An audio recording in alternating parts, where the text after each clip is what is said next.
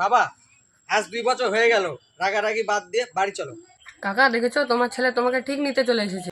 তুমি তো কত উল্টোপাল্টা কথা বলতে ওর ব্যাপারে।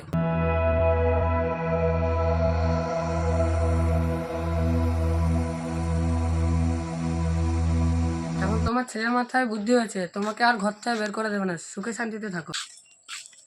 না না, এমন কোনো ব্যাপার না। ও যদি আমাকে বাড়িতে না নিয়ে যায় তাহলে সরকার ওকে দেশ থেকে বের করে দিবে। কারণ 2002 সালে ভোটার লিস্টে আমার নাম আছে, ওর নেই।